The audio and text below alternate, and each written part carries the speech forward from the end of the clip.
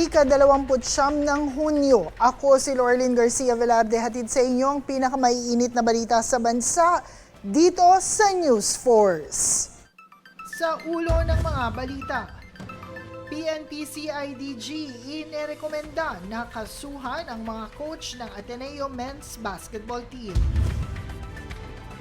Tab Baldwin inamin na walang alien employment permit. Davao Sheriff na sinuntok ni VP Sara, isinusulong maging bahagi ng testigo. Pagbubukas sa BIR box ni VP Sara, isinusulong ng prosecution panel. Fuel surcharge para sa July 1 to 15 flights, ibinaba sa Level 9. Bawas presyo sa plane tickets, asahan. DSWD target na mabigyan ng cash aid ang higit 1,000 pamilyang apektado ng lindol. Bagong travel deals platform para sa mga destinasyon sa bansa inilunsad ng DOT. Patas at pantay na balita, komprehensibong ulat para sa pulso ng masa. Ito ang News Force. Para sa ating unang balita, Department of Interior and Local Government o DILG, binigyang paglilinaw na base sa investigasyon, inirekomenda na ng PNP-CIDG na kasuhan ang mga coach ng Ateneo Men's Basketball Team kaugnay ng pagkalunod ng 2 student athletes sa Dipakulaw, Aurora noong ika-8 ng Hunyo. Ayon kay Secretary Remulla, ang mahalaga ay mapanagot ang mga nagplano at nagpahirap sa mga student athlete. Aniya, hindi lamang ito usaping legal. Ito rin ay nag-iiwan ng pinsala sa mga estudyante na nakasama sa insidente. Siyang mga nagplano at sinadyang pahirapan ang mga student athletes. Kaya aming rekomendasyon nakasuhan at litisin ang coaches ng Ateneo Men's Basketball Team, lalo na ang head coach nito na si Tab Baldwin.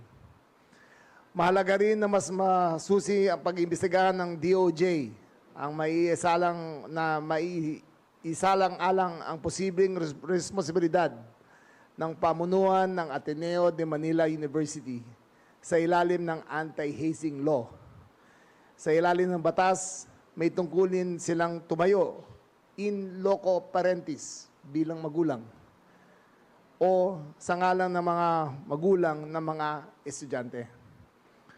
Upang siguruhin ang kanilang kaligtasan, dapat matuklasan sa investigasyon kung sila ay nagkulang sa posibleng pagpigil na aktibidad na nauwi sa kamatayan ng 2 estudyante at sa trauma na iba pang kasali sa nasabing training.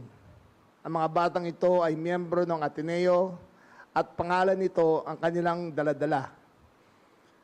Pangalan na tungkulin ng universidad na pangalagaan. Kaugnay dito, aming nililinaw na walang ibang student athlete ang nakitaan dahilan upang maging respondent sa kasong aming nirerekomenda. Sila ay pawang mga biktima rin na marahas na training na naganap.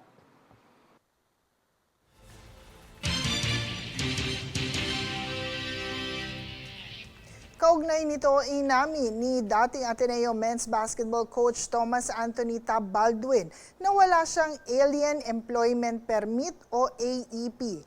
Ito ang kaniyang inamin sa harap ng Department of Labor and Employment ngayong Lunes ng umaga sa ginanap na clarificatory conference na pinangunahan ni DOLE Secretary Francis Tolentino. Layo ng pagharap na alamin kung ang pagtatrabaho ni Baldwin ay naaayon sa batas ng pagtatrabaho sa bansa ng isang foreign national. Ayon kay Baldwin, wala siyang Alien Employment Permit. Specifically the Bureau of Local Employment, your name is not listed among foreign nationals who are granted an Alien Employment Permit or AEP. For the record, do you confirm this? Do you Do you have a card? Can somebody get a card, an AEP? It's on my desk. Off the record, Erica.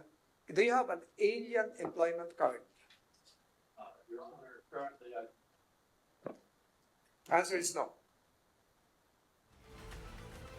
Samantala, ayon sa abogado ni Baldwin, siya ay may permanent resident visa at wala sa requirement na kailangang pang isumite ni Baldwin na kailangang kumuha pa siya ng Certificate of Exemption. Magkakaroon naman ng hearing kasama ang employer ni Baldwin sa July 9 bago maglabas ng kaukulang report kung ano nga ba ang naaangkop na hakbang ayon sa batas. Magandang balita naman para sa mga nais bumiyahe. Asahan ang mas murang presyo ng plane tickets para sa flights mula July 1 hanggang 15. Inanunsyo ng Civil Aeronautics Board ang pagbaba ng level 9 ng fuel surcharge para sa unang bahagi ng Hulyo mula sa kasalukuyang level 12. Sa ilalim ng level 9, nasa 287 hanggang 839 pesos ang singil para sa domestic flights habang higit 947 hanggang higit 7,000 pesos naman para sa international flights. Ang patuloy na bawas singil ay bunsod ng pagbaba ng presyo ng jet fuel dahil sa bumubuting sitwasyon sa pandaigdigang langis. Ito na ang pinakamababa na fuel surcharge sa loob ng 3 buwan, kasunod ng pagsipa ng historic high level 19 noong ikalawang bahagi ng Abril, bunsod ng tensyon sa Middle East.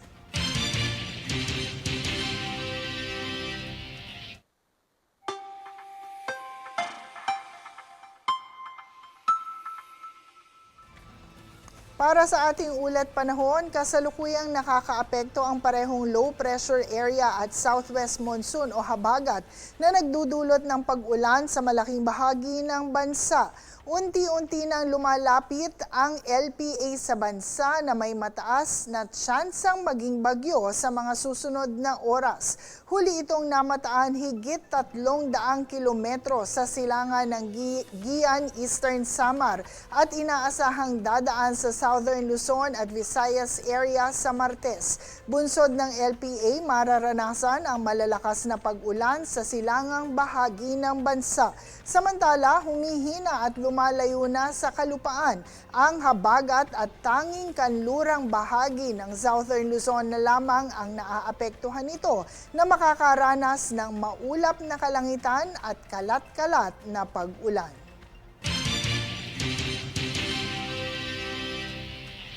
Susunod sa News Force. Prosecution team sa impeachment trial ni VP Sara pinalakas ang legal at communications team. DSWD target na magbigay ng cash aid sa higit 1,000 pamilyang apektado ng lindol. Bagong travel deals platform para sa mga destinasyon sa bansa inilunsad ng DOT. Manatiling nakatutok para sa higit pang mga balita sa pagbabalik ng News Force.